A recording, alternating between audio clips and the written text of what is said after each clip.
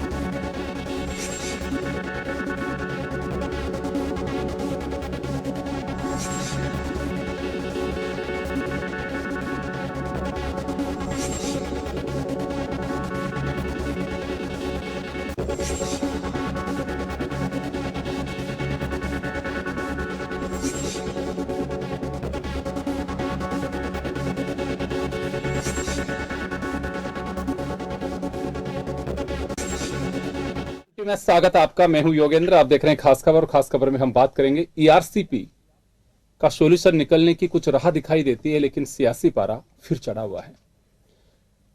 केंद्रीय जल संसाधन मंत्री, जल शक्ति मंत्री गजेंद्र सिंह शेखावत एक दिन पहले कहते हैं कि नदियों को इंटरलिंक करके इस योजना का तोड़ निकाला जा सकता है, जिसमें आधा खर्चा होगा और मकसद उसी तरह से सोल्व होगा।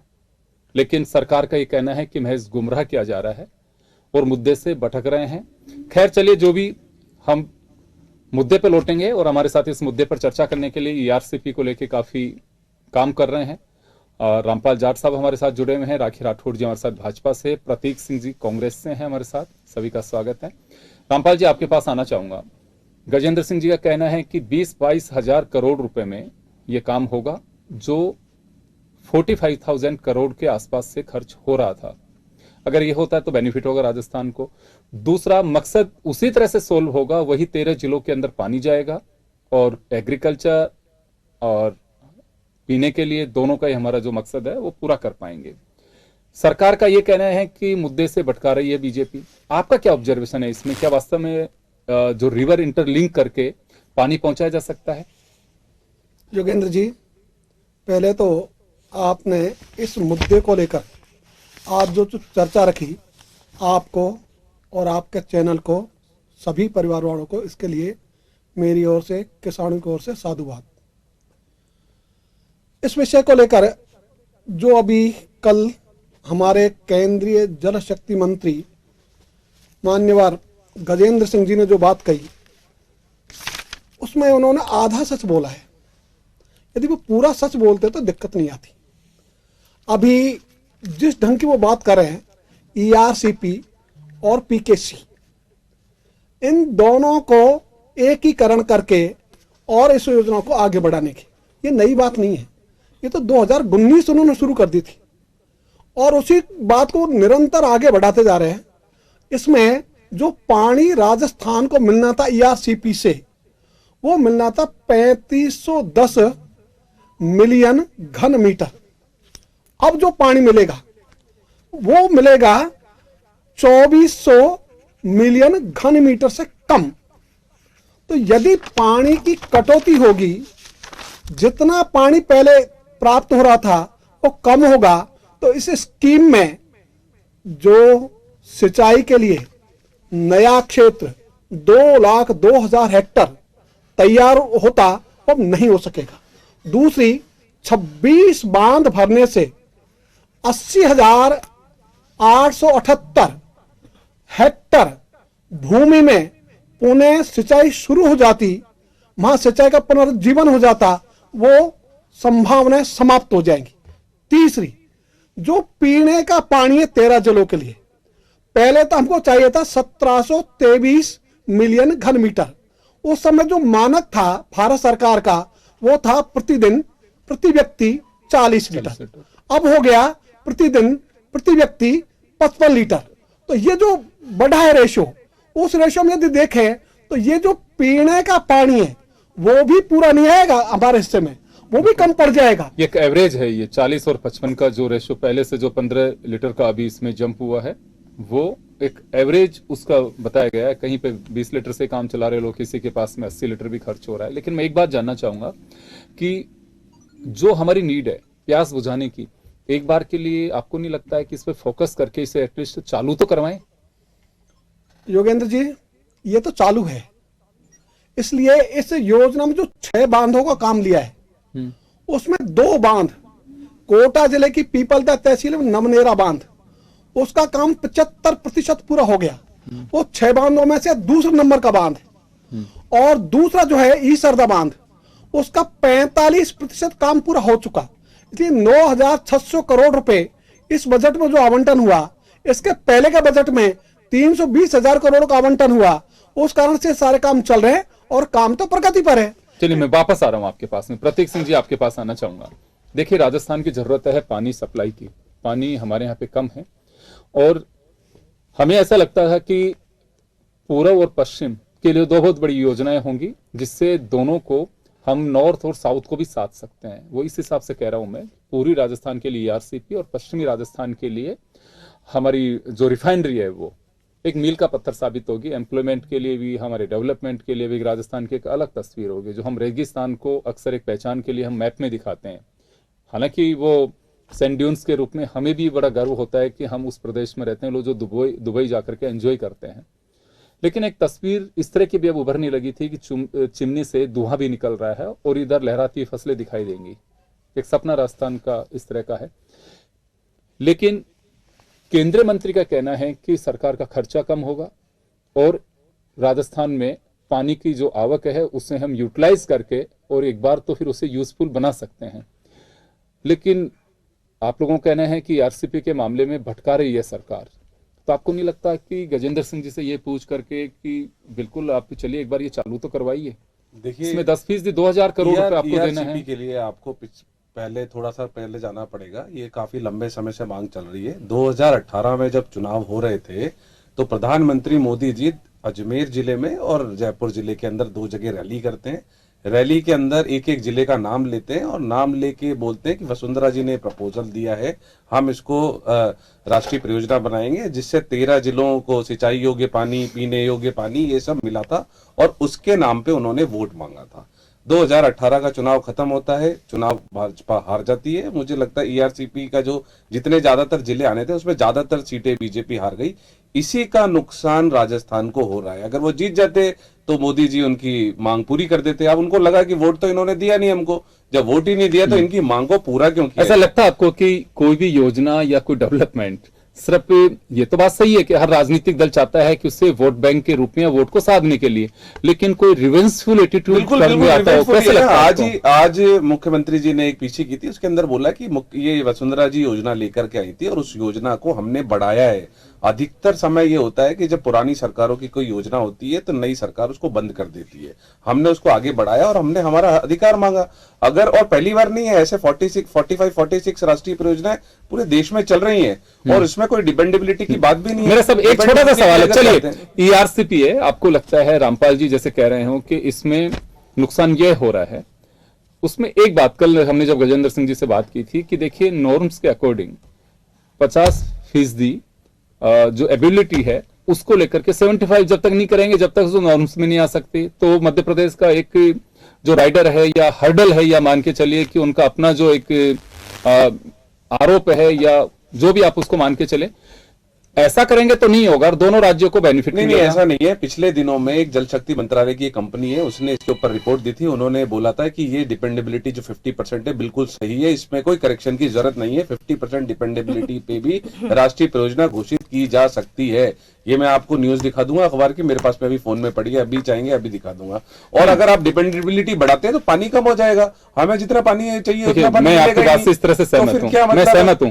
देखिए इस प्रोजेक्ट रिपोर्ट में जो एक शख्सियत जो जुड़ी हुई थी वो थे विनोद शाह, हम लोगों ने उनसे बातचीत भी की थी, और डॉक्टर राम प्रताप जी उस वक्त के जल संसाधन मंत्री थे वसुंधरा जी के वक्त के, और मिस्टर क्या नाम है इनका, रामदेवरे, क्या नाम था उनका, श्रीराम बेदरे, वो साहब उस वक्त यहाँ उसके जल बोर्ड के अध्यक्ष बने हुए थे।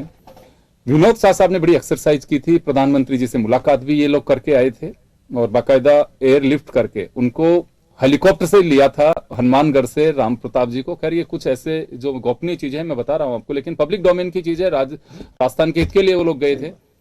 वहां ये कहा गया था कि मध्य प्रदेश को ऑलरेडी हम लोग ये बांध बनाने के लिए औपचारिकता के रूप में हमने सहमति दी है और ये लोग बाद में हमारे लिए परेशानी पैदा नहीं कर सकते। लेकिन अब पता नहीं क्यों कमलनाथ जी ने पत्र लिखा और सारी बातें थी, तो साहब का ये कहना था कि पता नहीं राजस्थान का पक्ष कमजोर रहा कि ऊपर से क्या रहा, हमें पता नहीं है, लेकिन ये सहमति आम रूप से दोनों इरिगेशन के ऑफिसर्स, वहां के सेक्रेटरी जिनके रूप में थी, हम बांध बना रहे हैं तो जब हम बनाएंगे तो आप लोग को इसी तरह की कोई परेशानी पैदा नहीं करेंगे।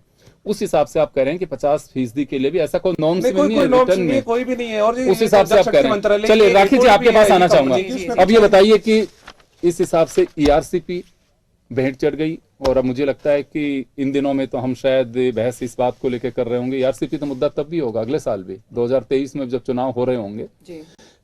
अभी क्या लगता है कि एक बार के लिए इस रूट पे काम करना चाहिए या फिर जो हक है राजस्थान का उसमें अगर हम एक बार उस रूट पे चल पड़े तो ये पीछे रह जाएंगे इसमें ईआरसीपी को लेके?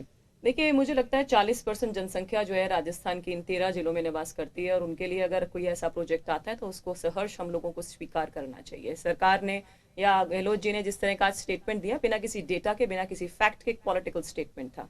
मैं कुछ डेटास के साथ में आपको ये बात स्पष्ट करना चाहूंगी। प्रतीक जी ने जो स्टेटमेंट्स कहे, मुझे लगता है अपन ने 3-4 महीने पहले योगेंद्र जी अपन इस बात को डिस्कस कर रहे थे, वो सेम रिकॉर्ड अभी वापस चालू हुआ। मतलब नथिंग न्यू, कुछ नया सरकार करना नहीं चाहती है, और लगातार उसी बात को बोल करके अटकाने का काम जो है वो राज्य सरकार द्वारा किया जा रहा है। उस समय जब हम 4 महीने पहले मिले तब बात ये हुई थी कि स्टेट गवर्नमेंट ये डिमांड कर रही है कि 90:10 का रेशो हो, राष्ट्रीय परियोजना इसको घोषित किया जाए, और वो सेंट्रल गवर्नमेंट तैयार है करने के लिए। लेकिन लगातार स्टेट गवर्नमेंट ने लोगों को भ्रमित किया, जनता को भ्रमित किया। अभी रामपाल जी कह रहे थे कि बजट घोषणा के अंदर 9,600 करोड़ का प्रोविजन जो है वो राज्य सरकार ने किया। सर, मैं आपको बताना चाहूंगी कि बजट का जो इनका कागज है उसमें एक भी जगह पे सैंक्शन अमाउंट नहीं है, इसमें भी घालमेल है। योगेंद्र जी, क्या किया इन्होंने क्या किया है कि बजट के अंदर सिर्फ और सिर्फ ईआरसीपी कॉर्पोरेशन को बनाने की बात की है। कॉर्पोरेशन एक ऐसी संस्था जो अपनी वित्तीय संसाधनों को खुद करेगी अरेंज, चाहे वो लोन ले या कोई पीपीपी मॉडल पे करे, किसी से बोरो करे। यानी कहीं पर भी 9,600 करोड़ का अमाउंट जो है वो सैंक्शन अमाउंट कहीं पर भी नहीं है। प्रतीक जी भी सरकार के प्रतिनिधि के रूप में मेरे पास बैठे हैं, और बहुत जिम्मेदारी के साथ में मैं इस बात को क्लेम कर रही हूँ कि 9,600 करोड़ का कहीं पे भी बजट में सैंक्शन अमाउंट नहीं है। जो लैंग्वेज थी ना, सीएम साहब की, मैं पढ़ के सुना रही हूँ आपको, कि हम 9,600 करोड़ का प्रावधान कर रहे हैं जिससे कि इतने अमाउंट की योजना पर काम शुरू हो। उन्होंने सिर्फ योजना जो बनेगी इस पूरे के लिए उसके काम शुरू होने की बात की, और किसी भी बजट पेपर के ऊपर कहीं पे भी जब आप जो रिटर्न में डॉक्यूमेंट आया उसमें भी 9,600 करोड़ का कोई अमाउंट नहीं है। यानी सिर्फ कॉर्पोरेशन बनेगा, और कॉर्पोरेशन जैसे बिजली डिपार्टमेंट है वो अपना पैसा अपने आप अरेंज करे, अपने आप वित्तीय संसाधन अपने अरेंज करे, ऐसा काम इन्होंने किया। दूसरी बात देखिए ये कि सबसे पहली प्रायोरिटी राजस्थान की जो भौगोलिक स्थिति है उसके हिसाब से पहली प्रायोरिटी हमें पानी उपलब्ध कराने की करनी चाहिए। और वो पानी अगर लोगों को, और इनिशियली जो है ये बेसिकली ड्रिंकिंग वाटर प्रोजेक्ट था, और ड्रिंकिंग वाटर जब तक नहीं मिलेगा मुझे लगता है कि अपन आगे कहीं और बढ़ने की प्रयास ही नहीं कर पाएंगे। अगर आप शुरू ही नहीं करना चाहते किसी चीज को तो मुझे लगता है कि नेगेटिव रहेगी अप्रोच। और आप स्टेटमेंट देखिए ना चीफ मिनिस्टर साहब के, उन्होंने कोई डेटा दिया, उन्होंने सिर्फ एक पॉलिटिकल स्टेटमेंट दिया जो वो लगातार देते आ रहे हैं। उनकी मंशा ही नहीं है कि वो इस काम को करें। 75% डिपेंडेबिलिटी के साथ में अगर ये प्रोजेक्ट स्टेट गवर्नमेंट देती है सेंट्रल गवर्नमेंट को, तो निश्चित तौर पे 90-10 के रेशो के साथ में राष्ट्रीय परियोजना को घोषित करके काम करने को तैयार है सेंट्रल गवर्नमेंट। लेकिन स्टेट गवर्नमेंट के लिए इच्छा शक्ति के अभाव जो है वो बहुत बड़े लेवल पर चल रहा है, और इसीलिए काम करना नहीं चाहते। मैं एक बात जानना चाहूंगा, देखिए राखी जी, आप स्टेट गवर्नमेंट से पूछे या किसी से भी पूछे, लेकिन किसी ने बीजेपी में मिस्टर वैदेरे से पूछने की कोशिश की कि आप उस समय थे, ये 50% की क्या सोच के तो आपने बनाया और इसको क्यों अटका के रख दिया? और वहां जाकर के जब उनको जिम्मेदारी ऊपर दी गई है तो सारा उनको नब्ज पता लग रही है कि इनमें तो ये बीमारी है। योगेंद्र जी, मुझे लगता है कि ये बातें अपन पहले भी कर नहीं, किसी ने सवाल आपने पहले भी कर लिया, मैंने सवाल किया, लेकिन आज तक किसी ने मिस्टर वैदेरे से नहीं पूछा, किसी ने नहीं पूछा। ये सवाल हमने गजेंद्र सिंह जी से भी पूछा था ललित होटल के अंदर जब प्रेस वो कॉन्फ्रेंस थी उनकी जी, उस वक्त भी कोई जवाब नहीं मिला। मैं तो सिर्फ इतना सा जानना चाह रहा हूं, कोई व्यक्ति जो राजस्थान के लिए एक बहुत बड़े ये कहूं कि कुछ उनको डेवलपमेंट के लिए आए होंगे वो, और एक इतनी बड़ी परियोजना में इतना बड़ा लेकोना छोड़ करके चले गए, किसी ने पूछा नहीं उनसे कि आपने ये क्यों किया? जब वहां बैठे हुए तो फिर आप उसका हल नहीं निकाल पा रहे हो। ये तो पहले से ही मालूम था अगर 75% का था तो। मैं अब बोल लूं अपनी बात। देखिए क्या है, जिसने भी बनाया हो, कुछ भी बनाया, जो नेशनल नॉर्म्स हैं वो सबके लिए रहेंगे। उससे नीचे 16 परियोजनाएं चल रही हैं। मैं सब कह ही नहीं रहा हूं, मैं तो सिर्फ इतना सा पूछना चाह रहा हूं। आप लोग देखिए राजस्थान के नागरिक हैं, पानी आप लोगों की जरूरत है, वो कांग्रेस की भी है, बीएसपी की भी है, समाजवादी पार्टी की भी है, और मेरी और आम आदमी की भी है। मैं सिर्फ ये जानना चाह रहा हूं कि आप लोग ये नहीं पूछ सकते उन लोगों से कि 50% आपने क्या तो सोच के बनाया था, या उसका रास्ता निकाले कि मैंने तो ये सोचा था। क्योंकि विनोद शाह साहब उस कमेटी के मेंबर थे, उन्होंने क्लियर कहा कि ये बेवजह इसमें हर्डल लगाई जा रही है, ऐसा कोई रास्ता वो नहीं है कि इस योजना को रोका जा सके। और वैदेरे साहब कह रहे हैं तो बिल्कुल झूठ बोल रहे हैं, उस कमेटी के मेंबर थे, मैंने खुद ने सीएम के सामने प्रेजेंटेशन दिया, मिस्टर वैदेरे उसको बोल रहे थे, 50% का सुझाव उन्हीं का था, उसी वजह से हम लोग उस पर आगे बढ़े थे। ये आप क्यों नहीं पूछते भाई उनसे? देखिए योगेंद्र जी, मुझे लगता है ये पुरानी बातें आपने 4 महीने पहले भी मैं कहना चाह रहा हूँ, आप पूछा नहीं जाना चाहिए। नहीं राखी जी, मैं तो ये जाने, सुने मैं सिर्फ एक बात पूछना चाह रहा हूँ, मैं तो ये बहस करना चाहते कर लीजिए। नहीं, गलत बात नहीं, अगर आगे नहीं बात बढ़ेंगे, सोल्यूशन की तो नहीं ये है, बात हो मैं रही- बात सोल्यूशन बात कर रही है, सुन, नहीं, मैं तो चार ये कह रहा महीने पहले निकाल लीजिए, हूँ, सेम अरे चीज साहब आपने मैं की तो थी, ये सेम कह रहा हूँ, अगर डिबेट करनी तो वही चीज जवाब है क्या 4 महीने से, मैं तो एक नहीं वो नहीं बोल रहा हूँ राकेश, गलत मैं तो, आप लोग इतने सवाल किसी से भी पूछते हो, एक सवाल मिस्टर वैदेरे से भी तो पूछिए क्या लगता है नहीं कि क्या पूछा होगा क्या? बताइए क्या कहा उसने, नहीं, जनता कहा को क्या काम पूछिए, करना है, वो जो मैं तो ये जानना, implement देखिए होना चाहिए वो होना चाहिए। मैं देखिए, सिर्फ मुझे राखी जी लगता है गलत उस दिन भी approach के आपसे साथ पूछा, हम लोग बिल्कुल चल रहे हैं। गलत, नहीं, मैं सिर्फ देखिए, अगर आपकी जगह प्रतीक सिंह जी होते, मेरा सवाल उनसे भी यही होता कि जो आदमी सुने, प्रदेश के लिए इतनी बड़ी, प्रदेश के लिए जो आदमी इतनी बड़ी लाइबिलिटी बन करके चले गए और उसके बाद में जाकर के वहां पे न्याय पैदा कर रहे हैं कि साहब इस तरह से हो सकता है, क्यों बनाया था उस वक्त, सवाल उनसे भी पूछा जाना चाहिए। ये जनता का गाड़ी कमाई का पैसा था, ये वसुंधरा जी की जेब का पैसा नहीं था, ना बीजेपी का था ना कांग्रेस का पैसा, ये जनता का पैसा था। मिस्टर वैदेरे से पूछा जाना चाहिए कि उस समय 50% का कैसे बना के दिया आपने।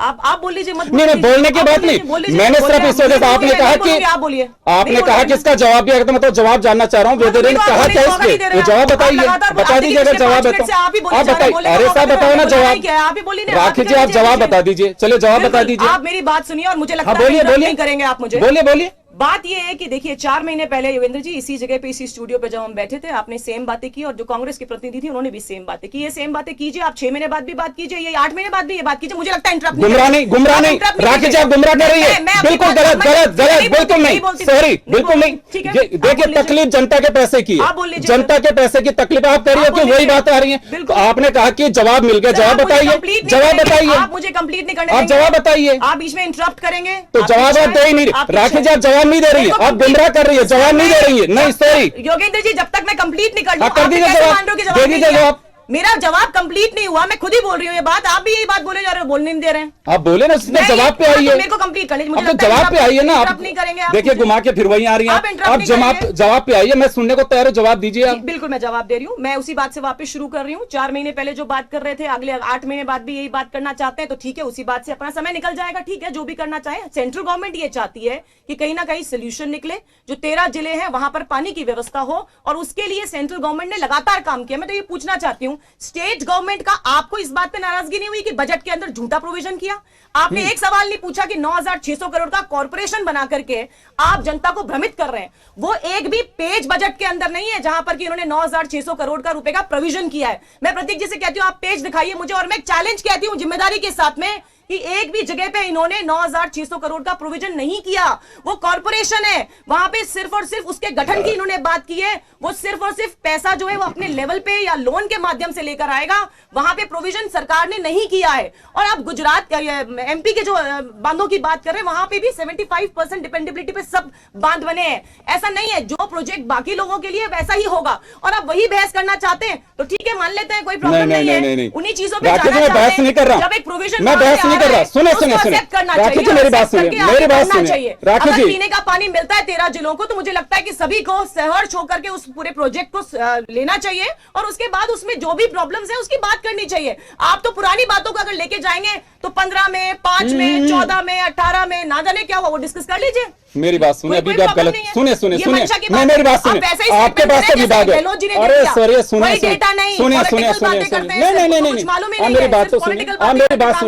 मेरी बात सुनिए जी। आप तो एक तो इस आदत से आप लोग बाहर निकलिए कि जब फंसते हैं मैं कोई गहलोत की भाषा, पाकिस्तान की भाषा, इससे बाहर आइए, अब इससे बाहर आइए। मध्य प्रदेश में सुनिए अभी आपने नहीं अभी आपने कहा कि गहलोत जी भी वही बोल रहे हैं जो आप बोल रहे हैं। आपने कहा भी, ऐसी बातों करके आपने क्यों कहा भी, आपने कहा अभी आपने कहा कि गहलोत जी जो बात बोल रहे हैं वही बोल रहे हैं। गलत आरोप लगा रही है, गलत आरोप लगा रही है। 8 महीने बाद मेरी ये सवाल मेरा उस दिन तक रहेगा, मेरा सवाल पर्सनल सवाल उस दिन तक रहेगा जिस दिन तक आप चाइना पे आ जाओ। अरे सर ये कोई तरीका ये काम आप लोगों का, मेरा नहीं है, ये काम आप लोगों का। जब आप लोग अटकते हैं तो तब यही बातें बोलते हैं। मैं लेकर नहीं साहब, ये आप ही लोग बोलते हैं। आपने कहा कि गहलोत जी भी वही बोल रहे हैं जो आप बोल रहे हैं, आप आरोप लगा रही है। उन्होंने डेटा क्या दिया, उन्होंने क्या, मुझे मतलब नहीं गहलोत साहब ने क्या दिया नहीं दिया। राखी जी मुझे उससे कोई मतलब, मुझे उससे कोई मतलब नहीं है कि गहलोत साहब ने क्या दिया क्या नहीं दिया। मेरी तो अभी मैं तो गजेंद्र सिंह जी को कहूंगा कि चलिए बहुत बढ़िया बात है कि आप 13 जिले का सोल्यूशन तो निकाल रहे हैं, लोगों को पानी मिलेगा। मैं तो नहीं लेकिन आप लोग उससे भी भटक रहे हैं। क्यों? अभी आप क्या कह रहे हैं कि रखिए? किसने कह दिया 75% पे जो बांध बने, किसी से पूछना। जल संसाधन मंत्री जी आप ही के पार्टी के हैं, बिल्कुल। पूछना मध्य प्रदेश में जो बांध बने हैं वो किस तरह से बने। कोई 75% उस पर डिपेंडेबिलिटी नहीं बने। मैं वो गलत जानकारी है आपके पास में, मोहन अगर है तो और आपके पास भंडारिया में है, गलत है, बिल्कुल 75% जानकारी आपके पास में। dependability में चले मैं आपके BM पास में सभी आऊंगा के लिए रामपाल जी, कहते हैं, अलग आप नहीं तो होते मुझे हैं सब। बताइए कि क्या ये सवाल नहीं उठना चाहिए कि मिस्टर वेदेरे यहां पे थे, एक बड़ी लाइबिलिटी थी उनके ऊपर और प्रदेश के लिए वो लाइबिलिटी बनकर के चले गए। क्या पूछा नहीं जाना चाहिए कि उस समय कहां थे आप जब 50% की बात चली? और खुद ने बनाया नोटिफिकेशन में, खुद का नाम है उनका। योगेंद्र जी, आप बिल्कुल सही बात कर रहे हैं। जिस भी पब्लिक सर्वेंट को पैसा मिलता है वो किसी जेब का पैसा नहीं, वो जनता का पैसा है। और जनता का पैसा लेकर उसके साथ न्याय नहीं करे, बल्कि अपने स्थान बदलते ही पृष्ठ कर ले, ये गलत चीज है। इसलिए उनकी लायबिलिटी तो फिक्स होनी ही चाहिए और अप्रिशिएट किया जाए फिर उसको। ये निश्चित देखिए, निश्चित कोई निश्चित। appreciation और मैं नहीं है। दूसरी बात कहना चाहूंगा, एप्रिसिएशन है, यहां से बैठा के केंद्र में बैठा दिया उनको। जरा आगे योगेंद्र की जी बात उनको- करेंगे ना तो मुझे लगता है योगेंद्र 13 जी- जिलों के अंदर पानी की समस्या समाधान होगा। हम अपनी ड्यूटी योगेंद्र को, जो जी- मॉरल ड्यूटी है वो बहुत पूरी बढ़िया करेंगे। बात पुरानी है, मैं तो बातें सैल्यूट अपनी करूंगा। करिए आप। मेरा जिला खुद का आता है, मैं तो 4 सैल्यूट महीने करूंगा, बाद लेकिन वापस एक करिए बात तो सही। कीजिएगा। चलिए आप बोलिए, वापस बोलिए एक बात बोलिए कीजिएगा, बोलिए कीजिए। बोलिए, बड़ी एक दिक्कत है बात- बीजेपी के साथ ही। योगेंद्र जी देखो, एक बेसिक जो इशू है, जो लगातार केंद्रीय जल शक्ति मंत्रालय की ओर से कहा जा रहा है, इन्होंने शुरू किया कि इसकी फॉर्मल एनओसी मध्य प्रदेश से राजस्थान को लेनी चाहिए थी, वो नहीं ली। यदि वो नहीं लेते हैं तो इस प्रोजेक्ट को 50% के स्थान पर 75% डिपेंडेबिलिटी पे इसको संशोधित किया जाना चाहिए। यहां से बात शुरू हुई और ये 2019 से जो बात शुरू हुई, उस बातचीत को यहां तक ले गए कि जो मूल स्वरूप है ईआरसीपी का, वो हो जाएगा तहस नहस, उसमें लग जाएगा पलीता। इसलिए ईआरसीपी में पलीता लगाना ये किसी के भी हित में नहीं है, राजस्थान की जनता के हित में नहीं है। जिस प्रोजेक्ट को 2017 में तैयार किया गया, डीपीआर तैयार हुई, सारा केंद्र के मार्गदर्शन में तैयार हुआ, और उसके उपरांत आज मैं तो एक बड़ाई करूंगा और अच्छा कहना चाहूंगा, हमारे प्रधानमंत्री जी ने जो घोषणा की जयपुर में, अजमेर में, सहृदयता संवेदनशीलता के साथ इस पर विचार करेंगे। यदि उस घोषणा की पालना करने का जिनका दायित्व था वो था जल शक्ति मंत्रालय का, उन्होंने उल्टा काम किया। प्रधानमंत्री की इच्छा का सम्मान नहीं करके उनकी घोषणा के विपरीत जा रहा है जल शक्ति मंत्रालय। इसलिए अच्छा तो यह होता कि उनकी पालना के लिए जल शक्ति मंत्रालय प्रस्ताव तैयार करता, उनके सामने प्रेजेंटेशन देता, तो मैं सोचता हूं आज इस परियोजना के पंख लग जाते। और जहां तक 90-10 की बात है, विषय 90-10 नहीं है, ये तो राष्ट्रीय परियोजना कोई घोषित हो या नहीं हो, हर स्टेट को अपनी योजनाओं पे काम करने का अधिकार है। और 3 जून 1999 का डॉक्यूमेंट जो राजस्थान और मध्य प्रदेश दोनों का जो अंतर्राज्यीय नियंत्रण मंडल है, उन्होंने जो तैयार किया वो मिनट्स इन राइटिंग है, और उसका अनुमोदन हुआ 25 अगस्त 2005 को। तो जो 25 अगस्त 2005 को अनुमोदन किया, उसमें ये कहा है NOC should be presumed, no need of the formal NOC. तो जब फॉर्मल एनओसी की आवश्यकता ही नहीं है, और इस कारण से मध्य प्रदेश ने मोहनपुर कुंडालिया 2,86,000 हेक्टेयर में सिंचाई हो रही है, वहां वो तैयार कर दी है। इस कारण से वो जो मॉडल है, उस मॉडल से हम भिन्न जा रहे हैं। और ये तो जो चिट्ठी लिखी जहां से शुरू हुई 2020 में, वो लिखी श्रीमान कमलनाथ जी ने, उन्होंने जो चिट्ठी लिखी गड़बड़ वहां से शुरू हुई, मुख्यमंत्री रहते हाँ हुए। बिल्कुल मुख्यमंत्री रहते हुए, और उन्होंने जो लिखा 27/6/2018 का डॉक्यूमेंट उन्होंने आधार बना दिया। और वो डॉक्यूमेंट है, एक तरफ तो दोनों राज्य सरकारों की सुप्रीम बॉडी नीति नियामक नियंत्रण मंडल वो निर्णय कर रहा है, उसके विरोध में 4 अधिकारी, 2 मध्य प्रदेश के, 2 राजस्थान के, उन्होंने लिख दिया कि इसको 50 की जगह 75 संशोधित किया जाना चाहिए। और उसमें आगे लिखा है इसका अप्रूवल प्रिंसिपल सेक्रेटरीज की कमेटी करेगी।